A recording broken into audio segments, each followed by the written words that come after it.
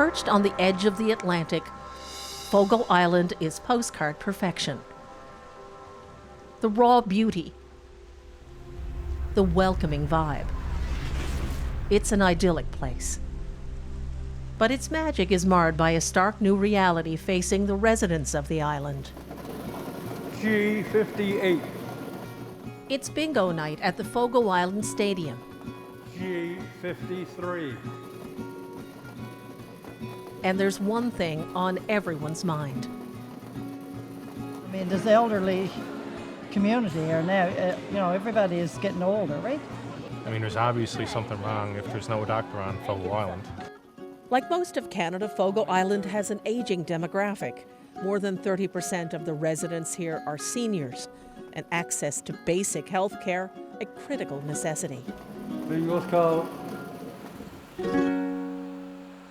This is the Fogo Island Health Centre behind me. It was built in 2004 to serve the island's roughly 2,000 residents.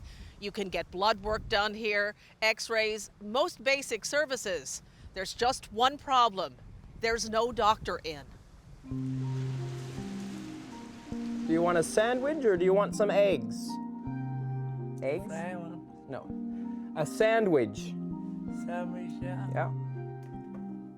Without access to adequate health care on the island, Aaron Brown felt he needed to move back home from Toronto to look after his grandparents. So there's really no support system here on the island for my grandparents, and it was either me or the alternative would be to put them in a home off the island, more than likely. Get you all bundled up. His granddad has spinal issues along with heart disease, and now getting care for his grandfather is even harder. Take your legs off. Yeah, it's a round-the-clock job of, even when he's coughing in the night. It's busy from morning till midnight. They're on my mind. See all the wood Jamie got?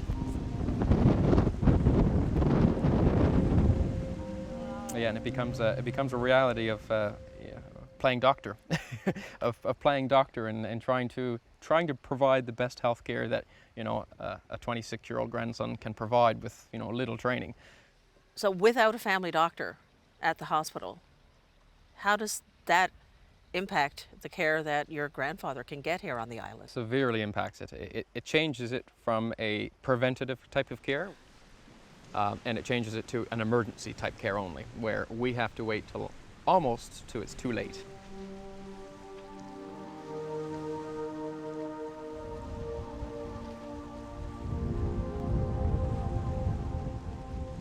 I think we're a proud group of people who will hang on here for a long time. The mayor of Fogo Island, Andrew Shea, says lives are at risk and it's critical they recruit a doctor. Have you ever been in this desperate a situation for a doctor before? Nope. Fogo always had doctors, Fogo Island. But for some reason now it's changed. We got everything here. We got long-term care. All we need is a doctor. My God, we had a doctor here in 1792. We can have one here in 2022, can't we? My God, there's got to be a way.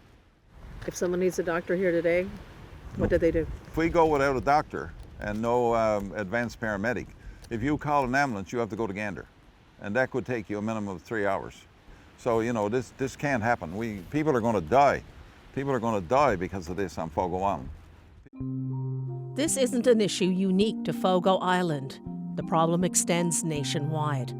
But what does make Fogo Island stand out is that it was once a teaching hospital and had as many as 3 doctors.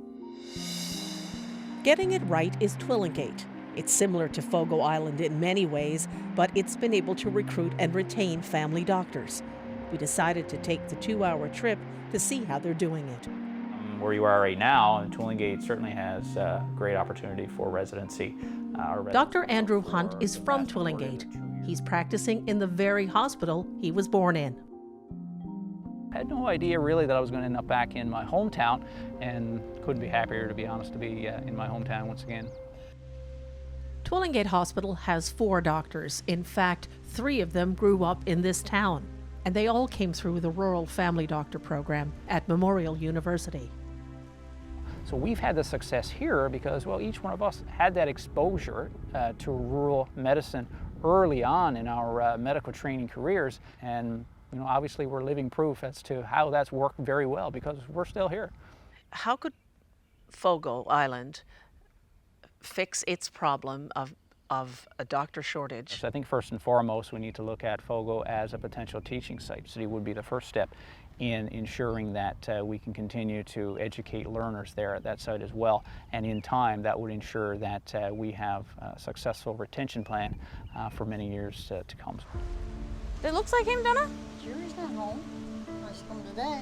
Well, I don't know who it is, Nan. So I think place is very important, I guess, in defining who I am.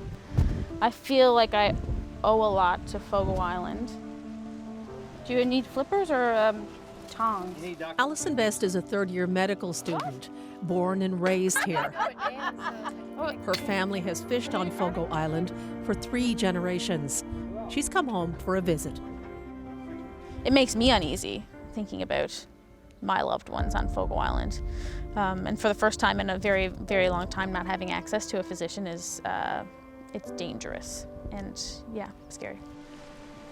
Her family, friends, the community all want her to return, but it will take more than a sense of belonging to lure her back to be the island's only doctor. I would not want to practice here as the sole physician, especially fresh out of training. I don't think that's safe. I don't think I would feel comfortable doing that. So I need support and, a kind of promise or a guarantee of access to time off. Oh yeah, gotta let it go a little bit sooner. Getting doctors to rural places is tough enough, So watch me. Bend down. but making sure they don't burn out is essential to keeping them. So physicians, are certainly looking after their own health, their own physical and mental well-being, and saying, well, we're only humans, and we don't want to be up all hours of the night, 7 days a week, and certainly we're burning ourselves out, and we're affecting our families as well. So taking time to spend time with my kids, wife, that is exceptionally important. I don't think I could work every single day. I feel like I would get burnt out, and I don't think that's fair to people, is for me to come here, work every day, be on call every day. And people would be excited for me to work here, but if I do that, then I don't think I could last 5 years or 10 years. It's too much for one person to take on. As of right now, where are the scales tipping? Toward coming here or not? I think probably not. Not like as things stand like right at this minute. But I think that's kind of where my head's at right now.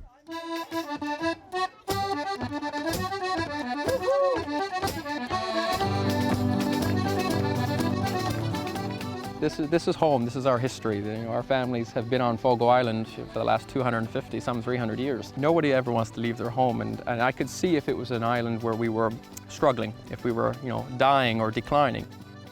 This is a thriving island. It doesn't make sense why we can't provide basic health care.